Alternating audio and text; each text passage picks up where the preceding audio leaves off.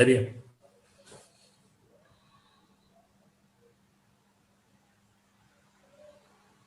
Bon courage. Merci. Bonjour tout le monde. Déjà, je vous remercie de m'avoir invité. Donc, je remercie Dr. Kara de m'avoir proposé de présenter, faire passer ma présentation. Donc, aujourd'hui, donc c'est une première pour moi. Donc, merci. Donc, je vais essayer. Je suis en train de défiler les plaques, mais apparemment, ça marche pas. Appuyez sur appuyez sur la barre espace.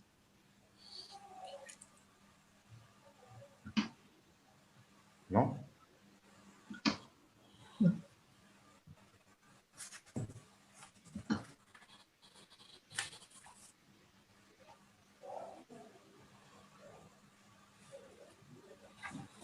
Vous pouvez désactiver. Regardez, je vais enlever votre partage et on va reprendre. Voilà, j'ai enlevé. Si vous pouvez repartager. D'accord. Je vais repartager.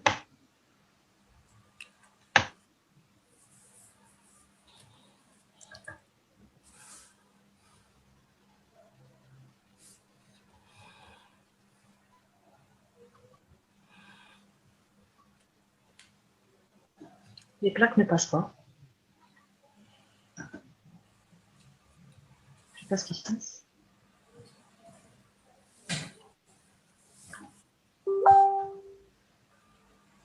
On va reprendre. On va arrêter le partage. Vous allez aller sur votre document et vous le mettez à la première plaque, là où il y a le titre. Puis vous le partagez.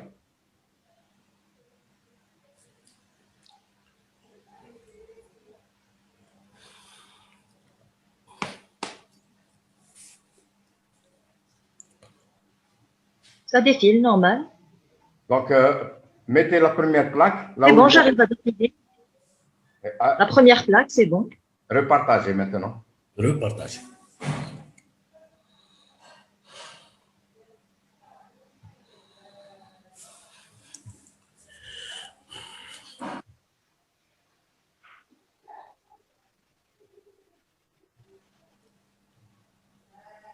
Vous mettez en diaporama. Voilà. C'est bon? Dirais en diaporama. Je peux commencer? On voudrait... Je peux commencer? Oui. Voilà. Allez-y. C'est bon? C'est bon.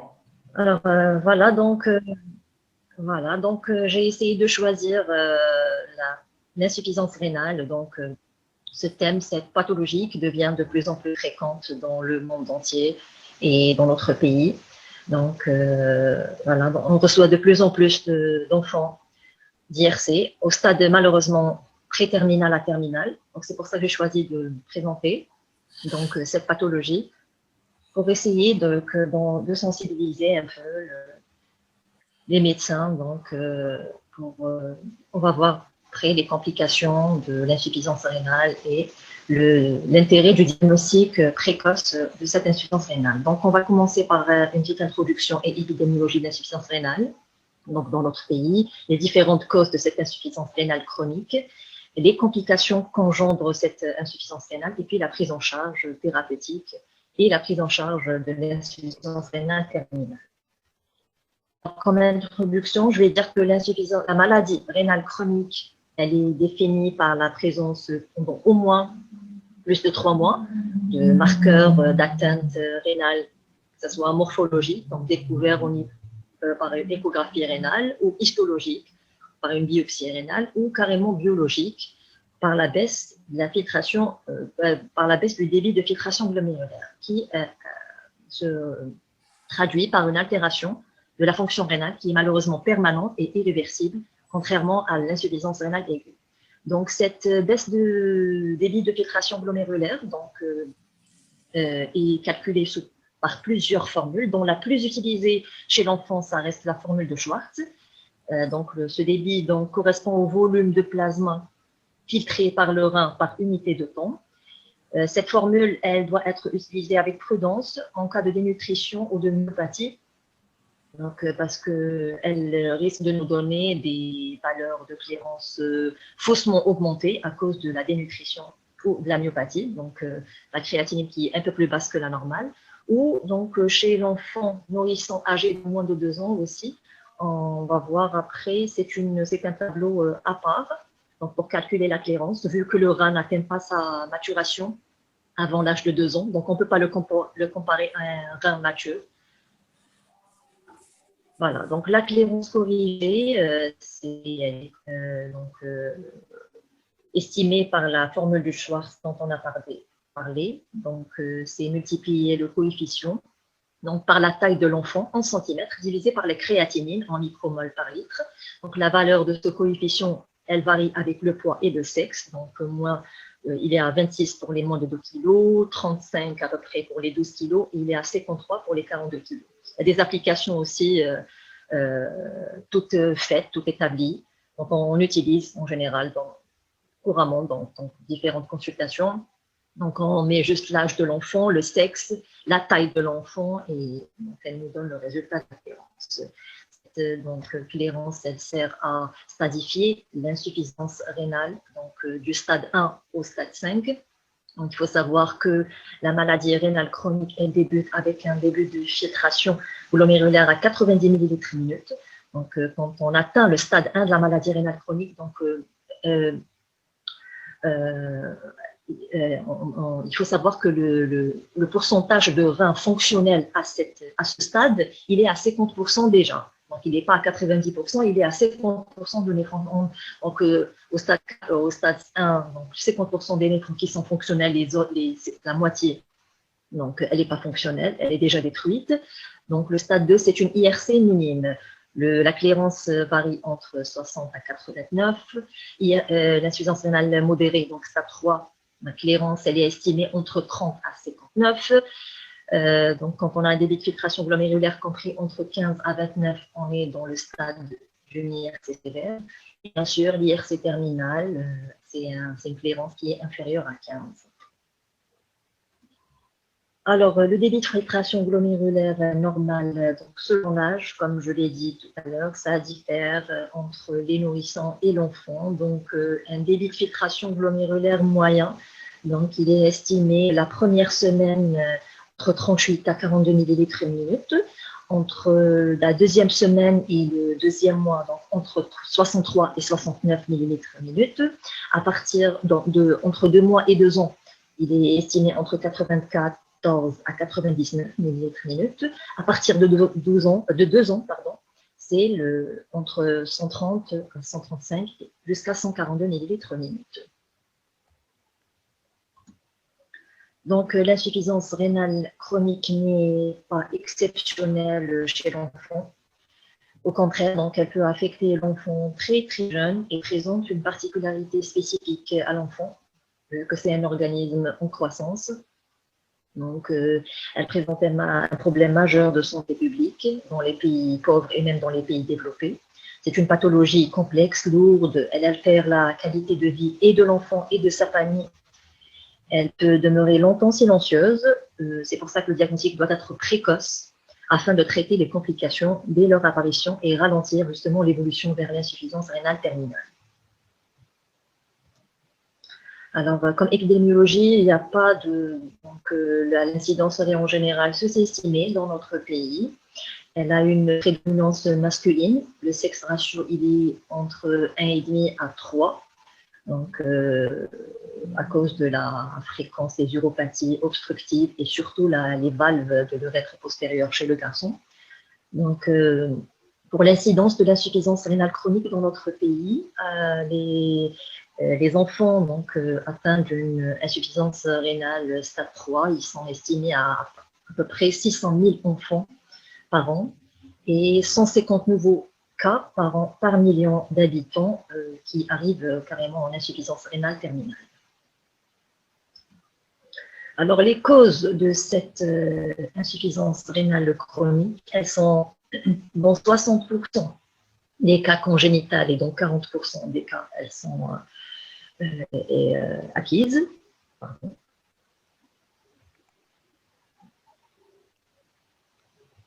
Alors, la cause la plus fréquente, on va dire, de l'insuffisance rénale chronique chez l'enfant, elle est, elle est représentée par... Pardon, docteur Fabio? Diaporama. C'est bon, là, c'est bon. C'est déjà... Il est déjà en diaporama. Non, donc, on va dire la cause la plus fréquente de l'insuffisance rénale chronique chez l'enfant, donc, elle est représentée donc, par les uropathies obstructives, voilà, toutes les uropathies malformatives obstructives. C'est ce qu'on appelle les CACUT, donc dans les néphropathies congénitales, qui représentent 40% des causes. Donc, à l'origine de 27% des enfants trouvés en insuffisance rénale terminale, moins de 5 ans, et 34% moins de 15 ans. Ça, ces différences, elles résident dans l'évolution des pyélonéphrites, donc chroniques, au fil du temps. Alors, les hypodysplasies rénales, donc dans le cas qu'il y a les hypodysplasies rénales, que ce soit bilatérales ou unilatérales, les uropathies obstructives, donc malformatives bilatérales ou unilatérales surrénaliques. Donc ça, c'est les causes les plus fréquentes. Sinon, 20% des causes sont de causes génétiques, à savoir la néphronophtise, maladie tubulo-interstitielle, donc familiale et héréditaire, les cystinoses, les tubulopathies, toutes les glomérulopathies, donc de causes génétiques, à savoir l'alcool, le verger, les polykystoses. Donc, et les néphropathies acquises, elles représentent 40%. Donc, ce sont aussi toutes les glomérulopathies acquises, à savoir le syndrome néphrotique corticorésistant ou secondaire à des maladies, des vascularites, comme le lupus ou le purpura rhumatoïde. De causes vasculaires, les causes vasculaires sont à 5%, donc, comme le syndrome hémolytique urémique et les thromboses des veines rénales. Et de causes indéterminées, donc malheureusement, elles sont à 15% quand même, vu le diagnostic tardif, voilà, et la non-prise en charge précoce des insuffisances rénales terminales. Alors voilà, en général, les étiologies de l'insuffisance rénale chronique chez l'enfant, donc au moins de 1 cas sont les glomérulopathies, la moitié, donc c'est les CACUT, les uropathies obstructives et les hypodysplasies rénales, et moins de 1 cas de cause indéterminée. Alors, pour la physiopathologie de l'insuffisance rénale chronique, donc c'est une réduction néphronique qui est, comme on l'a dit, irréversible. Donc, quand on perd nos néphrons, donc c'est irréversible. Quand on est déjà donc, dans le stade 1 ou stade 2, on ne peut pas revenir en arrière. Donc, forcément, ça va évoluer vers le stade 3, stade 4, jusqu'à l'insuffisance rénale terminale. On ne va pas traiter l'insuffisance rénale chronique, on va juste essayer de ralentir sa progression vers l'insuffisance rénale terminale. Donc, cette réduction de néphrons, déjà dans le stade 1, 50% de néphrons qui sont détruits. Donc, les 50% des néphrons qui restent, on va essayer de les protéger. Qu'est-ce qu'ils font? Donc, il y aura une hyperfiltration de ces néphrons. Donc, ils vont essayer ils vont s'hypertrophier pour essayer de tenir un certain débit de filtration glomérulaire, donc ce qui va augmenter la pression intraglomérulaire et favoriser le collapsus des capillaires glomérulaires aboutissant à la sclérose carino-glomérulaire et bien sûr altération progressive de la fonction rénale. Alors, les circonstances du diagnostic, bien sûr, si le diagnostic est anténatal, donc c'est la meilleure des choses. L'échographie obstétricale, elle devient de plus en plus importante. Elle nous permet de prendre en charge l'insuffisance rénale dès l'âge jeune, d'essayer de réparer les uropathies obstructives donc, précocement pour éviter de détruire les reins à un âge très précoce, ça c'est très important. Donc, l'échographie, elle nous montre... Elle visualise déjà le nombre de reins. Est-ce que c'est un rein unique ou des reins, donc, le nombre de reins. Donc, l'aspect du parenchyme rénal, s'il y a hyperéchogénicité, présence de kyste, le volume rénal, s'il est s'il y a une hypodysplasie ou au contraire une néphromégalie. Donc la taille des reins à la naissance, elle est à peu près estimée à 50 millimètres, pardon. Donc chez un enfant de 5 ans, elle est à 70 millimètres, et chez un enfant de 10 à 11 ans prépubère, elle est à 11 cm jusqu'à 12 cm. Donc le volume rénal, c'est important, et les différentes voies urinaires, dilatation des voies urinaires, tout obstacle donc, dans les voies urinaires, l'état de la vessie, les parois, les cicatrices de pyélonéphrite, donc et un hydramnios ou au contraire un oligoamnios. Donc ça c'est donc s'il n'y a pas de diagnostic anténatal, c'est des symptômes d'appel qui attirent l'attention. En général, ils sont frustres et d'installation progressive. Donc surtout le syndrome polyuropolydipsique, des fois dès les premières semaines dans les tubulopathies, ou plus tard dans l'enfance. C'est un enfant qui consulte pour énurésie. Donc, la première des choses à faire en général, c'est demander une fonction rénale et une échographie rénale.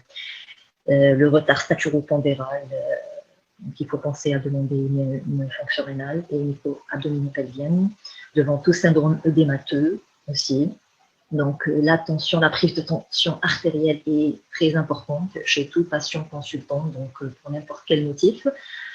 Des signes extra-rénaux, à savoir des arthralgies, un purpura pouvant entrer dans le cadre d'une vascularite, une asthénie, une anorexie. Donc, c'est des signes d'hyperurémie. Donc, il faut faire aussi, bien sûr, un sédiment urinaire, un labstix, qui va objectiver sur une protéinurie, qui va signer l'atteinte rénale, une hématurie, par exemple, la signe une inflammation rénale.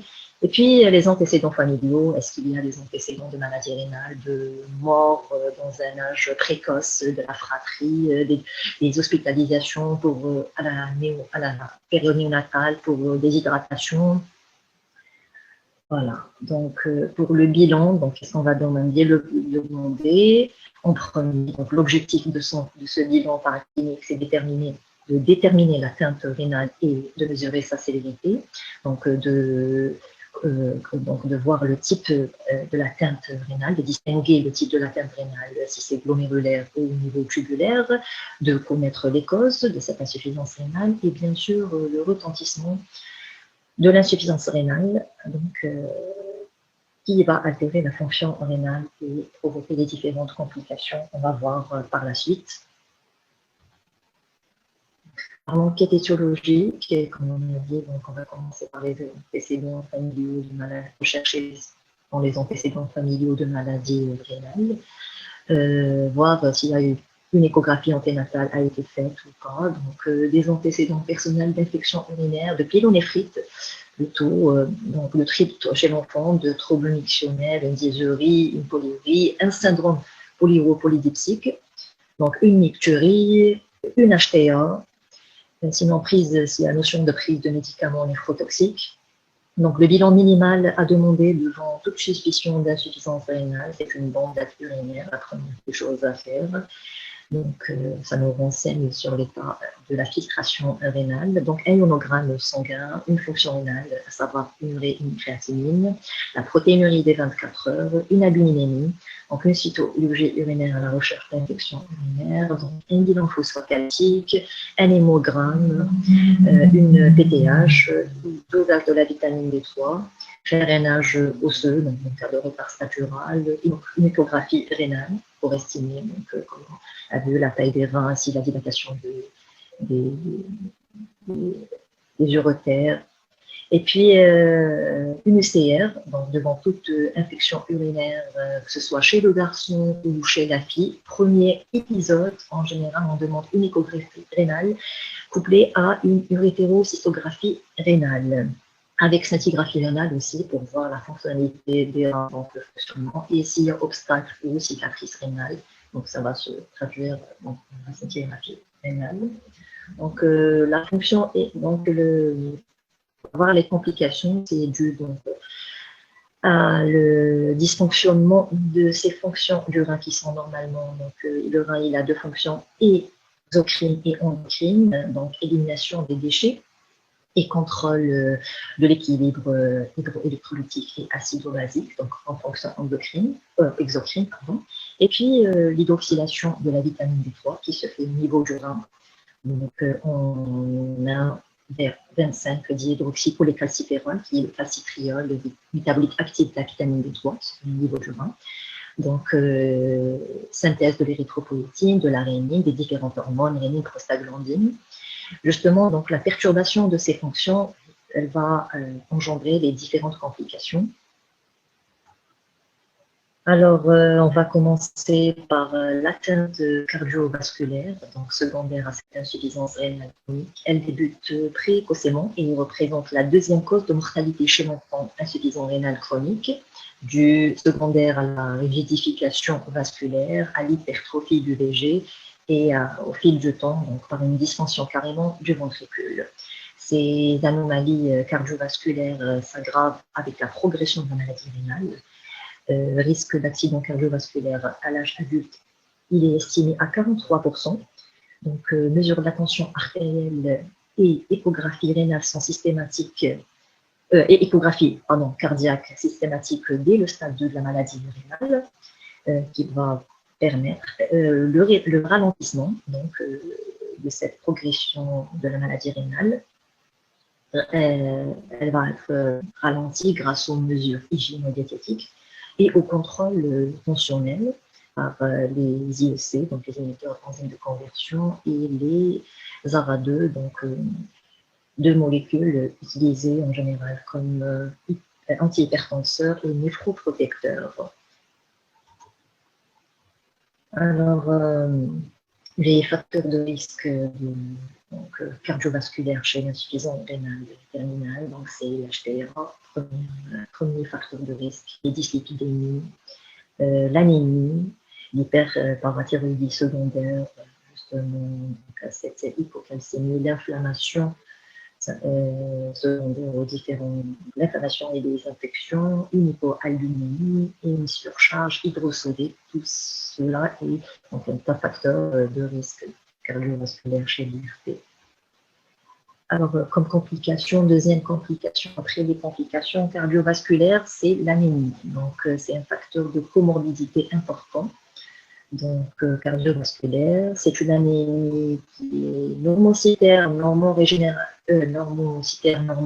A régénérative, qui varie en fonction du stade de la maladie rénale chronique. Elle concerne 30% des patients au stade 1 et 2 et 93%, donc 93% présente au stade 4 à 5. Alors, elle est due à quoi cette anémie? Elle est due à la baisse de la production de l'EPO, donc l'érythropoïétine, qui est une hormone sécrétée par le foie fœtal et puis par le rein après de l'enfant. Qui donc la baisse de cette production, donc, on va dire c'est les toxines uréniques vont être en compétition avec le précurseur de l'EPO les toxines uréniques vont être en compétition avec les récepteurs le récepteur des précurseurs de l'érythropoïèse au niveau de la moelle osseuse, donc ou carrément, donc c'est soit la baisse de cette production de l'EPO ou une résistance de l'EPO due à une hyperparathyroïdie secondaire, donc, qui est due aussi à l'augmentation de la résorption osseuse, donc avec au fil du temps une fibrose carrément osseuse et nédulaire qui va se former, et aussi la résistance de l'EPO due à la sous-dialyse ou à bien carrément une dialyse inefficace par la régulation des toxines au niveau des récepteurs de l'EPO sur l'érythrocyte. Alors, sinon, si ce n'est pas une baisse de l'EPO, c'est un trouble de distribution du fer. Donc, en cas d'inflammation ou de syndrome infectieux, c'est des pertes sanguines, des spoliations carrément sanguines dues au prélèvement répété chez l'insuffisance rénale, ou bien des pertes sanguines au niveau durant les séances de dialyse, des coagulations de circuits carrément. Donc, peut être dû à une carence en vitamine B12 et acide folique, donc dû à la dénutrition chez l'insuffisance rénale chronique par sa hyperurémie. Donc, dépistage, d'où l'intérêt du dépistage de cette anémie et la surveillance de l'hémogramme tous les 3 mois. Alors, comme complications aussi, donc l'ostéodystrophie rénale, ce sont toutes les anomalies minérales et osseuses qui sont définies par anomalie du calcium, donc une hypocalcémie due à une malabsorption intestinale du calcium et une diminution de réabsorption, la réabsorption du calcium au niveau distal, tubulaire distal, une hyperphosphorémie, une parathyroïdie secondaire, donc responsable cette hyperpara d'une résorption osseuse, donc elle va faire sortir tout le calcium et le phosphore de l'os vers le milieu extracellulaire qui va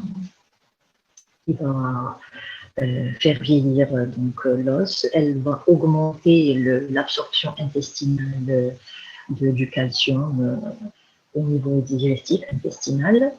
Elle va aussi augmenter la réabsorption du calcium au niveau tubulaire distal et augmenter aussi l'extraction du phosphore. Donc, anomalie de la vitamine D3 se voit dès le stade 3. Donc, ces anomalies en général sont présentes à partir du stade 3 de la maladie rénale chronique. Donc, intérêt de contrôler ce niveau phosphocalcique tous les 3 mois, donc chez l'insuffisance rénale chronique. Une surveillance attentive en raison de son retentissement important sur la croissance et la taille finale de l'enfant qui est mise en jeu, avec toutes les déformations des os, des signes de rachitisme et des différentes fractures. Donc, comme autre complication, donc c'est le retard de croissance. Alors, le retard de croissance a un impact très important sur le plan psychosocial de l'enfant et de sa famille. Un tiers des enfants insuffisants rénales chroniques ont une taille inférieure à moins 1,88, déviation standard, due à l'anorexie, de l'hyperurémie, des vomissements qui engendrent, due à l'acidose métabolique, par le déficit de réabsorption des bouts tubulaires proximales, donc des bicarbonates et la rétention des protons H+, au niveau du tube distal, la diminution de l'EGF1 et de son récepteur, donc, comme on l'a dit tout à l'heure, engendrant une résistance à l'hormone de croissance par compétition, donc des toxines uréniques sur ces sites, réduction de la taille finale, soit donc 60% des enfants IRC constatée chez 60% des enfants IRC. Cette réduction de la taille, ce retard s'est nettement amélioré ces 20 dernières années, donc avec la prescription de l'hormone de croissance.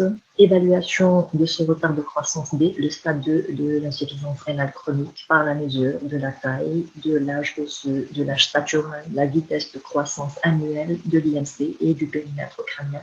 Tout ça reporté sur une courbe de croissance qu'on doit surveiller tous les 3 mois chez l'insuffisance rénale.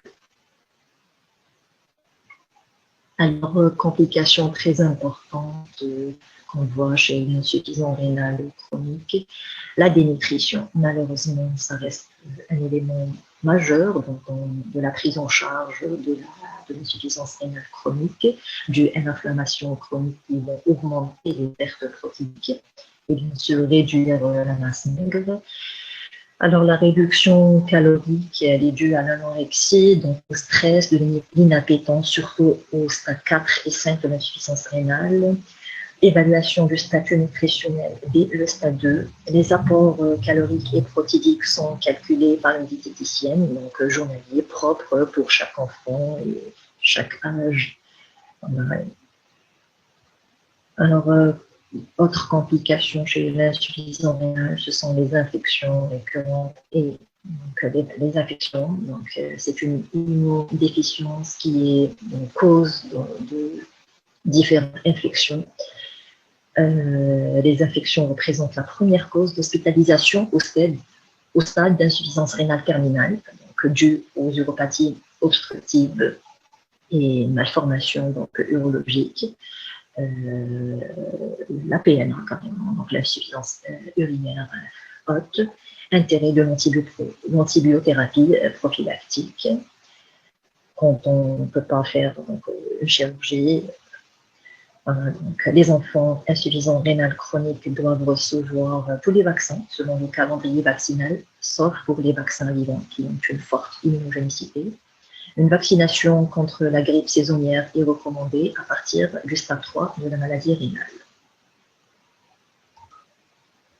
Alors, le traitement étiologique, pour l'insuffisance rénale chronique, c'est une maladie chronique lourde qui relève d'une participation pluriprofessionnelle, donc à savoir le népropédiatre, l'urologue, les infirmières de dialyse, le diététicien, le psychologue et l'assistant social. Donc, dans la mesure du possible, le traitement symptomatique est l'idéal, donc si possible, et précoce et non donc une cure chirurgicale, une cardiopathiie obstructive, résection des valves de l'oreille postérieure chez le garçon, une réimplantation urétérale que pour le reflux de l'enfant, dès les premiers stades, un sondage vésical en cas de vessie de lutte, et bien sûr les immunosuppresseurs en cas de maladie auto-immune. Alors, la néphroprotection qui prévient ralentit l'évolution vers l'insuffisance rénale terminale. On utilise deux antihypertenseurs, donc les inhibiteurs de l'enzyme de conversion et les ARA2. Ça a un effet sur l'artériole afférente du glomérule, donc ça permet de diminuer la résistance au niveau de l'artériole afférente et du coup de faire baisser la pression intraglomérulaire jusqu'à 30 à 40 cm. Et du coup, donc, on a un meilleur contrôle tensionnel et un effet antiprotéinurique. Donc, les médicaments néphrotoxiques, il faut adapter leur posologie, et donc, soit adapter leur posologie, donc soit on réduit leur posologie ou on prolonge leur intervalle. Donc, un régime alimentaire adapté aux capacités d'élimination rénale, donc qui est normoprotidique chez l'enfant en pleine croissance et normocalorique. Une hydratation suffisante en cas d'uropathie obstructive, c'est des enfants qui sont polyuriques, donc ils ont besoin de consommer beaucoup d'eau pour ne pas se déshydrater, donc selon leurs uréses. Préservation aussi importante, préservation du capital vasculaire, essayer de ne pas prélever, donc d'éviter le pli du coude donc, pour éventuelle confection de fistules. Ça, c'était pour le traitement étiologique, si il existait. Sinon, pour le traitement conservateur et préservateur de cette fonction rénale résiduelle, donc, ce sont les mesures diététiques, ce qu'on appelle le régime IRC. Donc, instauré dès le stade 3. Donc, on donne une liste à l'enfant, à ses parents, donc, qui mentionnent ou ont mentionné tous les aliments interdits, autorisés et moins autorisés. Donc, ce sont surtout les aliments à base donc, de potassium qui sont complètement à proscrire à partir du stade 3, une clémence inférieure à 60. Donc, on commence au régime strict. Et il est de plus en plus strict à fur et à mesure que la maladie rénale progresse avec le temps. Donc, c'est un régime hypokaliémiant. On interdit tout ce qui est aliments riches en potassium, comme la banane, le cacao, les légumes et les fruits secs. Le rôle de la diététicienne est important donc, pour les nourrissons et enfants. Donc, ils ont besoin de 80 à 100 kcal par jour, l'adolescent à 60 kcal par jour. Alors, l'anorexie qui engendre un apport calorique moindre demandera une alimentation entérale par sonde nasogastrique ou gastrostomie carrément chez les moins de 2 ans. Un régime hyposorbé estimé à 1 kg jour, pauvre en potassium et pauvre en phosphore. Alors, pour le traitement conservateur, le traitement martial donné dès le stade 3, stade 3 de la maladie rénale. En première intention, il est donné par voie orale. comme dose d'attaque à 10 mg kg jour et 5 mg kg jour en dose d'entretien, associée à la vitamine B12 et à la vitamine B9, ou carrément par voie veineuse. Donc l'enfant est hospitalisé à 4 mg kg. L'objectif de ce traitement martial est d'obtenir une hémoglobine entre 11 à 12 grammes avec une ferritinémie comprise entre 100 à 300 microgrammes par litre. Alors, en deuxième intention, c'est l'érythropoïétine recombinante sous-cutanée en général. Elle se donne à raison de 50 unités kilo 3 fois par semaine, c'est 150 unités kilo par semaine. Donc, des fois, on est obligé d'augmenter les doses, surtout en cas d'inflammation et de résistance à l'eau. On peut aller jusqu'à des doses très, très, très importantes, jusqu'à 600 à 900 unités kilo par semaine. L'objectif de cette EPI est donc d'augmenter l'hémoglobine, 1 gramme, d'augmenter 1 gramme d'hémoglobine en un mois. Alors, cette EPI, elle fait baisser les besoins transfusionnels, mais elle est sans effet sur la mortalité et la qualité de vie de l'insuffisance rénale chronique. Après le traitement martial, on va voir le traitement des anomalies minérales et osseuses. Alors, par un apport calcique, le calcium, pour éviter que l'hyperparathyroïdie secondaire et l'ostéodystrophie rénale. Une alimentation riche en calcium importante et puis une supplémentation carbonate de calcium le plus utilisée.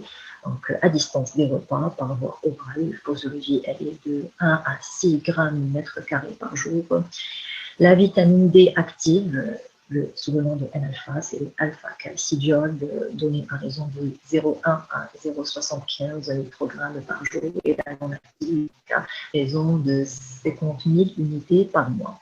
L'objectif de cette vitamine D active est d'avoir un taux de 25 hydroxydé compris entre 30 à 60 nanogrammes par millilitre. Les chélateurs du phosphore, donc le meilleur chélateur du phosphore reste le carbonate de calcium, au milieu du repas pour essayer de chélater le phosphore apporté par l'alimentation. Il va former des sels de phosphate de calcium qui sont insolubles dans la lumière intestinale et du coup éliminés par le tube digestif. Le CB risque d'hypercalcémie, quand même.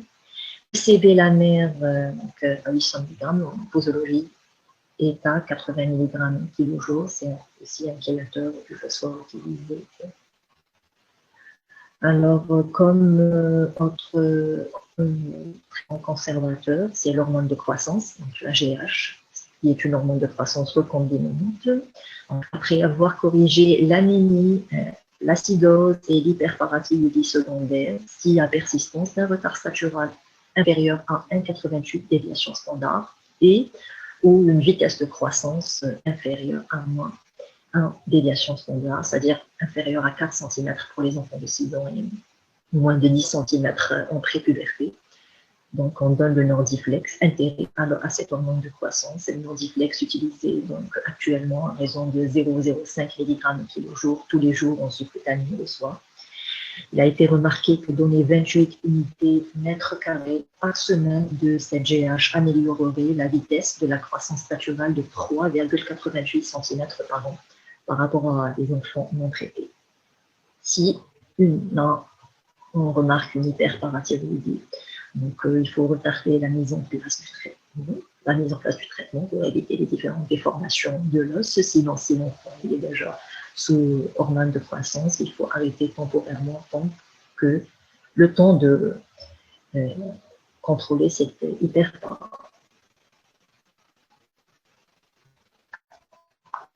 Alors, les chélateurs de pollution et la réduction de l'acidose métabolique, donc en cas d'hyperkaliémie supérieure à 6 millimoles par litre, donc on instaure en premier lieu un régime qui est pauvre en potassium, on a parlé tout à l'heure. Donc sinon, c'est des résines échangeuses d'ions, qui est oxalate, utilisées 1 à 3 grammes kilo par prise, par voie orale, au milieu du repas le plus riche. Proscrire toute perfusion qui contient du potassium, comme le SRH, des préparations spéciales qui contiennent pas de potassium, Et puis, en cas d'acidose métabolique, on utilise le bicarbonate de sodium, par exemple de 10 ml par kilo par jour, sauf bien sûr quand il y a une HTA. Alors, les principaux antihypertenseurs et leur posologie utilisée les plus couramment sont les inhibiteurs classiques, puissants vasodilatateurs, à savoir la nicardipine, donc l'anicardiépine, le Loxène, donné à raison de 1 à 3 mg kg jour, l'Amlor, la médipine, jusqu'à 10 mg par jour. Donc on utilise les bêta-bloquants, la cébutolol, le Sectral à raison de 1,5, on peut aller jusqu'à 15 mg kg jour, l'alpha-bêta-bloquant, qui est l'abétolol trondate, donc jusqu'à 12 mg kg jour.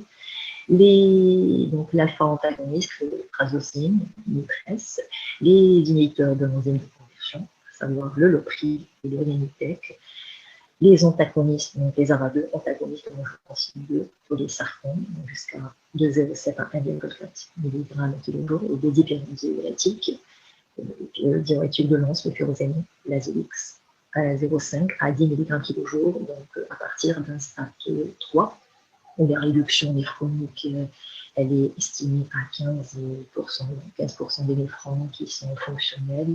En général, on donne une dose assez importante, jusqu'à 10 mg kg jour, l'hydrochlorothiazide et l'aldactone à 1 à 3 mg kg jour. Alors, en général, les objectifs thérapeutiques, comme on a dit, une nutrition, on apporte une nutrition adaptée à l'insuffisance rénale pour assurer une bonne croissance. Les antihypertenseurs, les IEC et l'ARA2, pour contrôler l'HTA et pour leur effet néphroprotecteur antiprotéinurique, protéinurie étant néphrotoxique, donc essayons de minimiser la pression intraglomérulaire.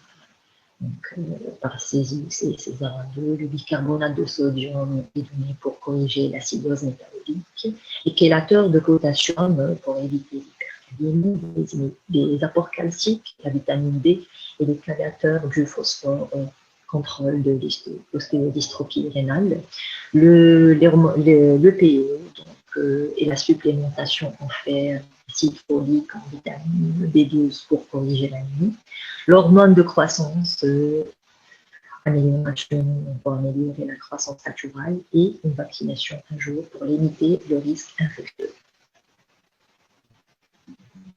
Alors, le suivi de ces insuffisances rénales, donc surveillance clinique et biologique, elle est importante afin d'adapter le traitement à chaque stade de l'IRC.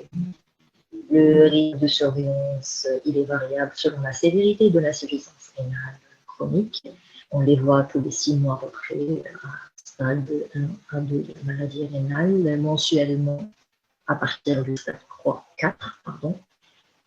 à 4, et hebdomadaire, on voit toutes les semaines à partir de l'insuffisance, donc une clairance inférieure à 15. Pour justement le but de ces consultations rapprochées, c'est d'ajuster le traitement conservateur, donc dépister surtout les facteurs qui pourraient dégrader la fonction rénale, à savoir l'HTA, les pyélonéphrite, la déshydratation, et pour l'insuffisance rénale terminale, donc discuter donc, de la technique de dialyse avec l'enfant et ses parents. Alors, prise en charge de l'insuffisance rénale terminale, elle repose sur l'épuration extra-rénale, que ce soit par hémodialyse chronique ou par dialyse péritonéale, qui normalement doit être juste une passerelle vers la transplantation rénale. Alors, la dialyse péritonéale, c'est la technique de premier choix chez l'enfant. Ça permet à l'enfant de rester autonome, de suivre sa scolarisation normalement.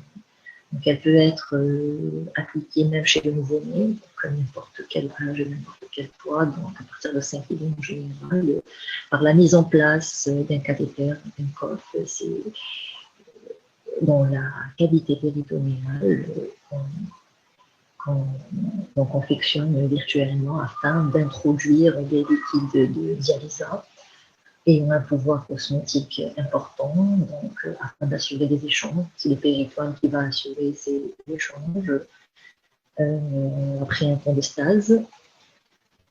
Bien sûr, cette dialyse péritonéale, après avoir placé ce cathéter, il faut une bonne éducation de la famille, de l'enfant. Donc, ça sera soit fait manuellement, c'est ce qu'on appelle la dialyse péritonéale continue ambulatoire, qui assure 4 à 5 cycles par jour. Donc, c'est la maman qui assure les échanges et la nuit, c'est sans échange, contrairement à la dialyse péritonéale automatisée où c'est un cycleur, une machine qui assure ces échanges. Les échanges sont bien plus importants, qui se font la nuit. Donc l'enfant, il est autonome toute la journée, il reçoit aucune dialyse le soir, donc on le branche à ce cycleur et c'est cette machine qui va assurer les échanges pendant toute la nuit. Le risque de cette dialyse péritonéale, il y a plusieurs, donc comme dans chaque technique, il y a les avantages et les inconvénients. Le risque majeur de cette dialyse, c'est le risque infectieux en cas de péritonite médicale. Alors pour l'hémodialyse, qu'est-ce que des centres d'hémodialyse, que ce soit adulte ou pédiatrique, après un abord vasculaire, donc pour pouvoir confectionner une fistule artério-veineuse pour les enfants ayant un poids supérieur à 10 kg, ou carrément placer un cathéter central dans le cadre de l'urgence. On a des enfants déjà en insuffisance rénale terminale avec urgence de dialyse. On n'a pas le temps de confectionner la fistule, donc on va directement au cathéter central pour épurer. Et par la suite, on placera la fistule. C'est une hémodialyse qui se fait donc 3 fois par semaine, à raison de 4 heures par séance, 12 heures par semaine. Risque de cette hémodialyse, il est vasculaire et infectieux. Pour la transplantation rénale, elle doit être envisagée normalement et réalisée dès que possible pour permettre de restaurer la fonction rénale et diminuer la morbimortalité. Insertion familiale, pour permettre une insertion familiale, sociale et scolaire satisfaisante. Nécessité d'un poids d'au moins 10 kg. Donc le donneur, c'est un donneur, donc c'est soit le père, soit la mère, soit le confrère vivant apparenté. On a remarqué une nette amélioration des résultats de la greffe grâce ces dernières années grâce aux différents immunosuppresseurs. Un médiane de survie d'un greffon rénal est d'environ 15 ans chez l'enfant. Les complications infectieuses surtout ou tumorales, donc suite à cette transplantation. Et bien sûr, le rejet aigu, donc ou chronique, cause de perte de greffon. Alors, comme conclusion, je vais dire que la prise en charge de l'insuffisance rénale chronique est pluridisciplinaire. Elle permet de préserver la fonction rénale à chaque étape pour une meilleure qualité de vie familiale, sociale et scolaire de l'enfant. La principale cause de l'insuffisance rénale chronique, les uropathies, ce sont les uropathies malformatives. Le diagnostic est souvent tardif et d'installation progressive. Intérêt de dépister l'HTA et la protéinurie pour permettre de ralentir l'évolution de la maladie rénale.